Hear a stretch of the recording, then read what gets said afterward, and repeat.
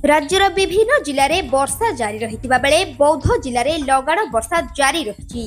हिराकुद जल भंडार प्रथम बन्या जल निष्कासित होता बेले द्रुत गति में पानी महानदी में बहबार लगी।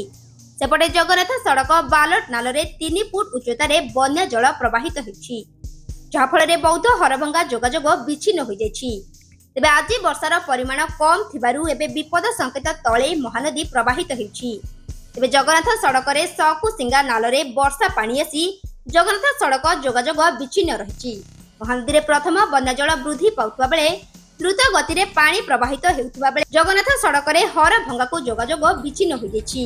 सेपटे हरभंगा ब्लॉक रो तली अंचल रे प्रशासन पक्षरु डाकबाजी यंत्र रे प्रचार जारी रही। अन्यपटे जिल्लार हजार हजार हेक्टर चाष जमी जलमग्न होई पारे बोली आशंका करा जाउछि। सेपटे प्रशासन पक्षरु बैठक करा जाई समस्त को प्रस्तुत रहिबाकू जिलापाल निर्देश दैछन्ति। राज्यर विभिन्न जिले में वर्षा जारी रही बेले बौद्ध जिले में लगाण वर्षा जारी रही। हिराकुद जल भंडार प्रथम बन्या जल निष्कासित होता बेले द्रुत गति में पानी महानदी में बहबार लगी।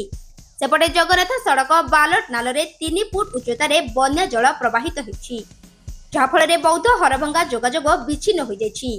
तेबे आज वर्षार परिमाण कम थिबारु एबे विपद संकेत तले महानदी प्रवाहित होती। तेबे जगन्नाथ सड़क रे सकुसिंगा नाल रे वर्षा पानी आसी जगन्नाथ सड़क जोगाजोग विच्छिन्न रही। महानदी रे प्रथम बन्या जल वृद्धि पाउथबा बेले द्रुत गति रे पानी प्रवाहित हेउथबा बेले जगन्नाथ सड़क रे हरभंगा को जोगाजोग विच्छिन्न हो जाइछि। सेपटे हरभंगा ब्लॉक रो तली अंचल रे प्रशासन पक्षरु डाकबाजी यंत्र रे प्रचार जारी रही। अन्यपटे जिल्लार हजार हजार हेक्टर चाष जमी जलमग्न होई पारे बोली आशंका करा जाउछि। सेपटे प्रशासन पक्षरु बैठक करा जाई समस्त को प्रस्तुत रहिबाकू जिलापाल निर्देश दैछन्ति। बौद्धरू आबू खान को रिपोर्ट, रियो न्यूज।